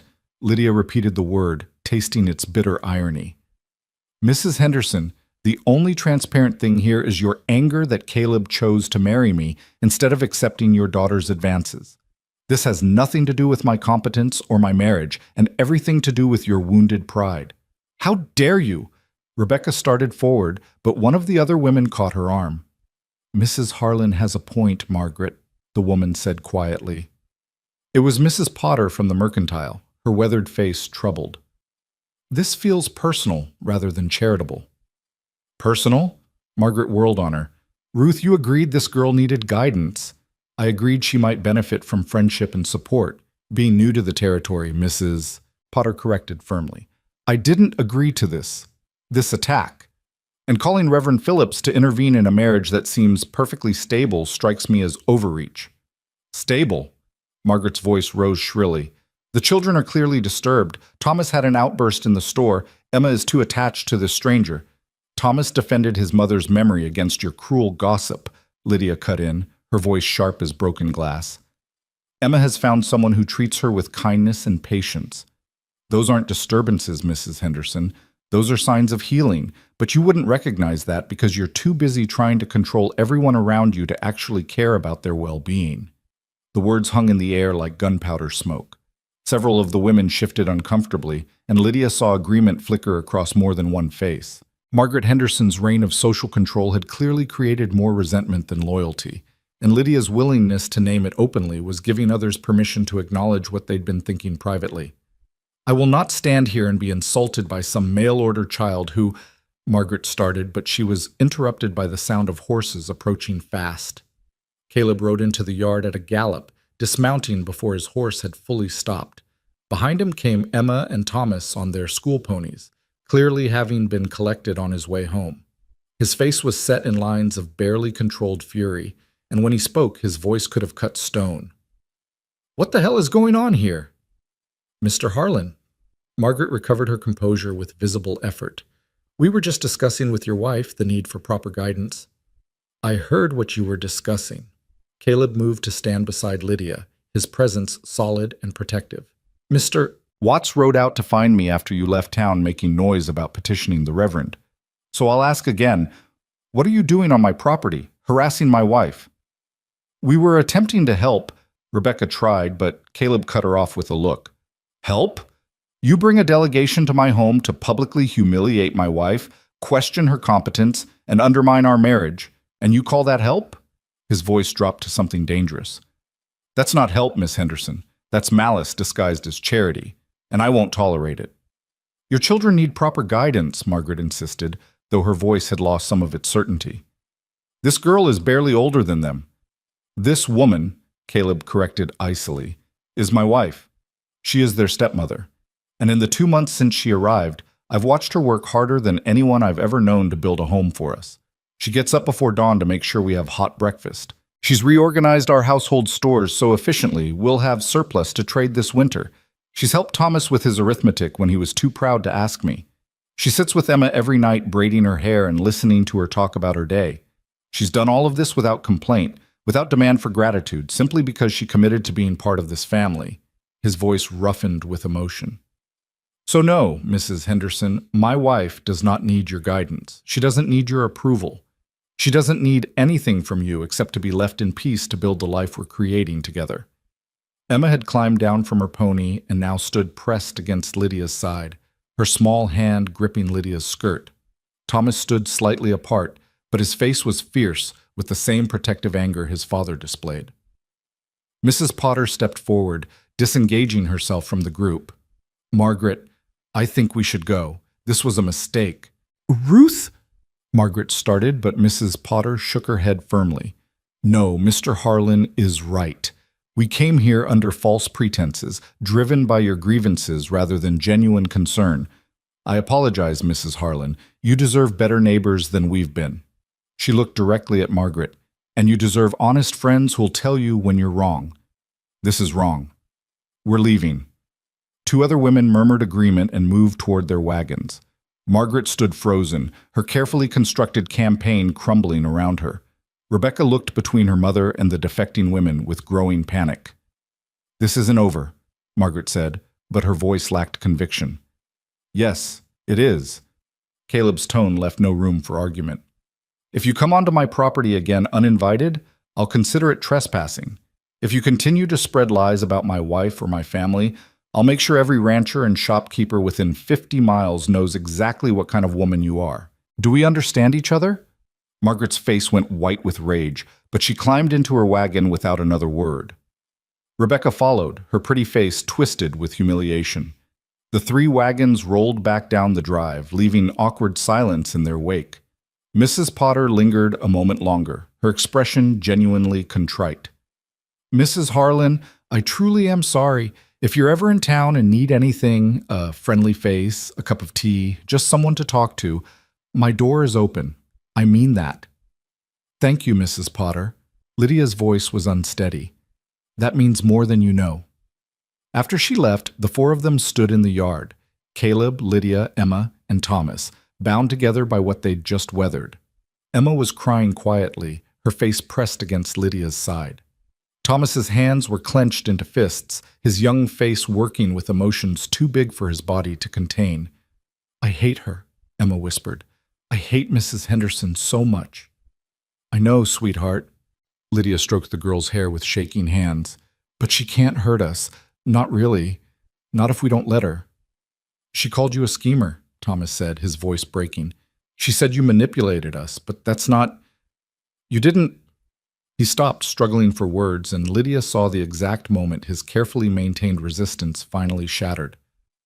"You're not trying to replace Mama. I know that now. I know you're just trying to help us.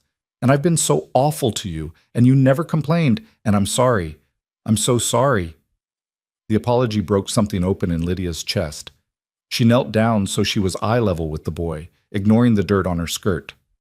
"Thomas, you have nothing to apologize for. You lost your mother. That kind of grief doesn't follow rules or timelines. You needed to be angry, and I was safe to be angry at because I wasn't your father and I wasn't your sister. I understood that. I still understand it. But I was so mean. You were hurting. Lydia reached out and gently took his hands. And hurt people sometimes lash out at the people trying to help them. That's human. That's normal. What matters is that you're here now, and we're family, and we're going to be okay. Thomas threw himself forward, wrapping his thin arms around her neck in a fierce hug that nearly knocked her over. She held him while he cried, really cried, deep, wrenching sobs that seemed to come from somewhere far below the surface, all the grief and anger and confusion of the past months finally finding release. Emma joined the embrace, and then Caleb was there too, his arms coming around all of them, this broken family finally beginning to mend. They stood like that in the yard while the sun moved across the sky and the aspens whispered their golden secrets, and something that had been fractured slowly, painfully, started to heal. That evening, after the children were finally settled in bed, exhausted from the emotional storm of the day, Lydia and Caleb sat on the porch in their customary places, but tonight felt different, weighted with things that needed saying. I meant what I said, Caleb spoke first, about how hard you've worked, how much you've done for us. I should have said it sooner, should have made sure you knew how much we... He stopped, frustrated with his own inarticulation. I know, Lydia said softly. You don't have to. No, I do. He turned to face her fully. Lydia, when I placed that advertisement, I was looking for help, someone practical and capable who could manage a household and help raise my children. I told myself I didn't need anything more than that. Couldn't afford to want anything more than that. And now? Now I look at you and I see... He paused, choosing words carefully. I see someone who's become essential. Not just for the work you do, though that's considerable, but for the way you make Emma laugh, for the patience you showed Thomas when he was being impossible, for the way you stood up to Margaret Henderson even though you were terrified, for the intelligence you bring to running this ranch, for the quiet strength you carry that makes me feel less alone. Lydia's heart hammered in her chest. Caleb, I'm not saying this right. He ran a hand through his hair in frustration. What I'm trying to say is that this marriage started as an arrangement, but it's become something more for me, something real. And I need you to know that you're not just convenient or practical or any of those bloodless words we used at the beginning. You're my wife, my partner. And if you're willing, if you want, I'd like this to be a real marriage in every sense. The offer hung between them, vulnerable and honest.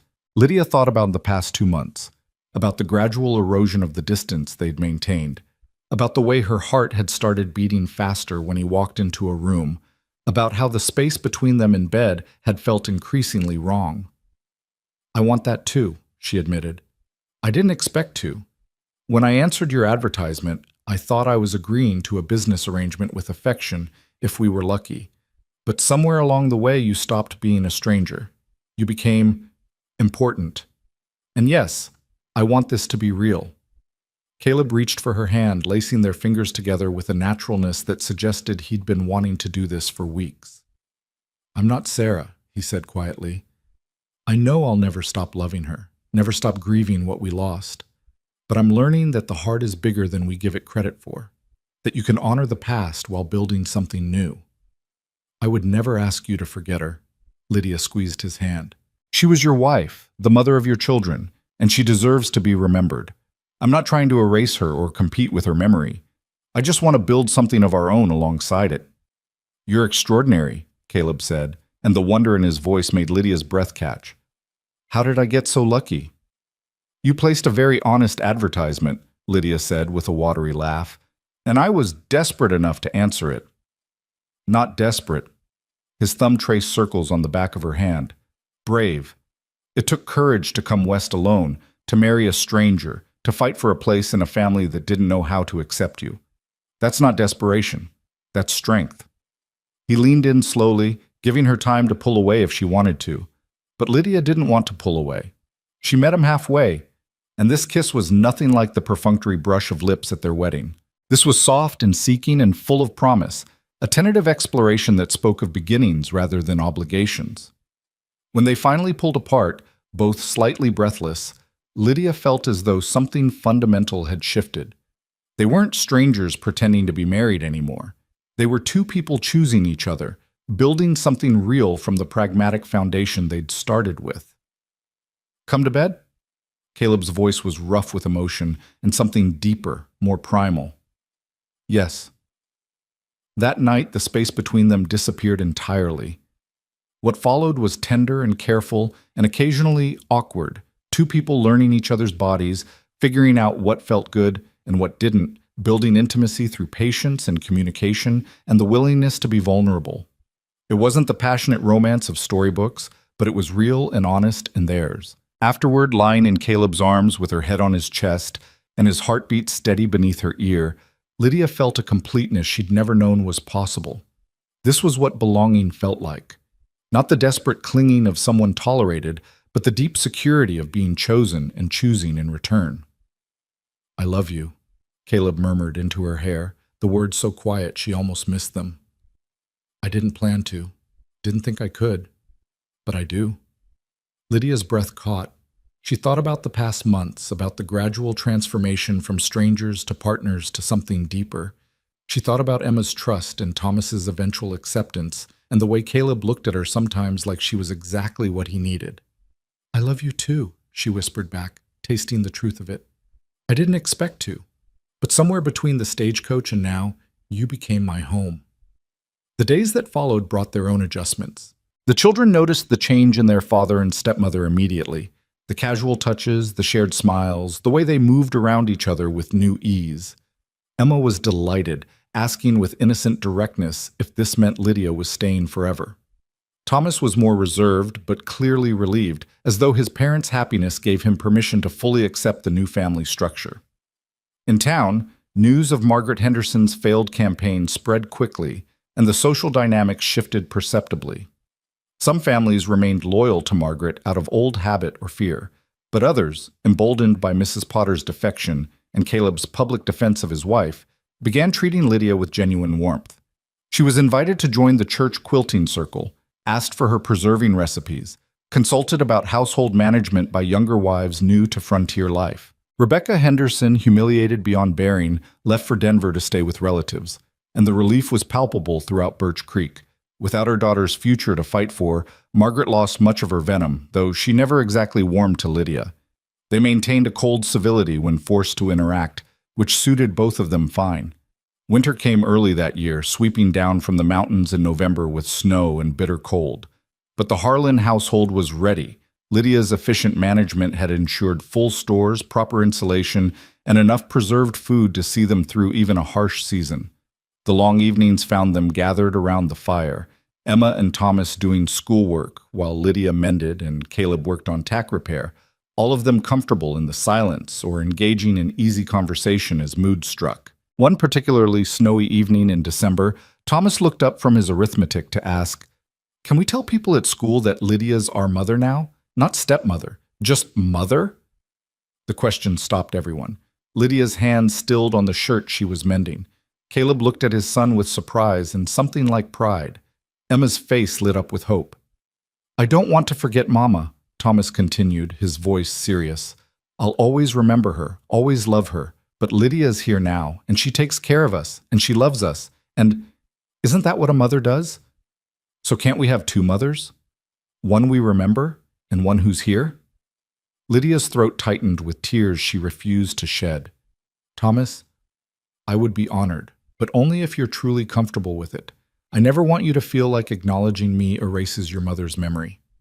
"It doesn't," Emma said firmly. "Mama will always be Mama. But you're our mother too, the one who's here helping us grow up. We can have both." People do that sometimes when someone dies. They make room in their hearts for new people without forgetting the old ones. The wisdom of it, coming from a 7-year-old, was staggering. Caleb pulled both children close, his eyes bright. "Your mother Sarah would have loved that you're able to honor her memory while opening your hearts to Lydia. She'd be proud of your capacity for love." "Then it's settled," Thomas declared. "Starting Monday, Lydia's our mother." That night, after the children were asleep and Lydia and Caleb lay together in their bed, he traced idle patterns on her shoulder in the darkness. "You've given me my family back," he said quietly. "I didn't think that was possible. After Sarah died, I thought we were just broken, that we'd survive but never really heal. You proved me wrong." "We healed each other," Lydia corrected. "You gave me a place to belong. Emma and Thomas gave me purpose. We all gave each other what we needed: time, patience, and the courage to try again." "Still," his arms tightened around her, "I'm grateful. Every single day, I'm grateful you answered that advertisement." "So am I." Spring came eventually, as it always does, melting the snow and turning the world green. Lydia stood in her expanded garden plot. Caleb had helped her till and fence a much larger area, planting seeds and planning the season ahead. Behind her, the house showed signs of the improvements they'd made together. Fresh paint on the shutters, new steps Caleb had built, curtains Lydia had sewn visible in the windows. Emma and Thomas played with a litter of barn kittens in the yard, their laughter carrying on the warm breeze. Caleb worked nearby mending fence, but he kept glancing over at his family with an expression of contentment Lydia still marveled at seeing on his once stern face. This was her life now, earned through patience and courage and the willingness to fight for what she wanted. She was no longer the frightened 18-year-old who'd stepped off that stagecoach 9 months ago. She was Lydia Harlan, wife and mother and partner in every sense, building a future from the broken pieces of the past. That evening, as they gathered for supper, Thomas said grace, a simple thank you for food and family and spring arriving. As they ate, the conversation flowed easily, punctuated by laughter and teasing and the comfortable rhythms of people who knew and loved each other. Later, Lydia stood on the porch watching the sun set over the mountains she'd once found overwhelming, but now found beautiful. Caleb joined her, as he always did, wrapping his arms around her from behind and resting his chin on her shoulder. "Happy?" he murmured. "Yes." She leaned back into his embrace. "More than I ever thought possible." "Good." He pressed a kiss to her temple. "Because you're stuck with us now." "Best decision I ever made," Lydia said, and meant it with her whole heart. In the distance, the mountains stood eternal and unchanging, witness to countless stories of people who'd come west seeking something: fortune, adventure, escape, purpose. Lydia had come seeking simple survival and found instead a life richer than any she'd dared imagine. She'd found love that grew from respect rather than passion, family formed by choice rather than blood, and belonging that came not from being wanted, but from being valued. She thought sometimes about the girl she'd been in Missouri, tolerated but not loved, useful but not treasured. That girl would hardly recognize the woman she'd become, confident, capable, secure in her place. The transformation hadn't happened overnight. It had been built day by day, choice by choice, through the hard work of learning to trust and be trusted, to love and be loved. As darkness fell and the first stars appeared, the Harlan family moved inside, drawn by lamplight and the warmth of the fire, and each other's presence. The door closed on another day, another evening spent building the life they'd chosen together. And Lydia, who'd once believed herself unwanted and unnecessary, went to sleep that night wrapped in the arms of a man who loved her, in a house filled with children who called her mother, in a life she'd built from nothing but courage and determination and the simple, radical choice to believe she deserved more than mere survival. She deserved belonging, and she'd found it, here in this hard land with these wounded people who'd become her home. The mail-order bride who'd arrived with nothing had become a woman who had everything that mattered: love, purpose, family, and the unshakable knowledge that she was exactly where she was meant to be. The story that had begun with desperate necessity had transformed into something beautiful and true. And in the quiet darkness of the Montana night, surrounded by the people she'd chosen and who'd chosen her in return, Lydia Harlan closed her eyes and smiled, complete at last.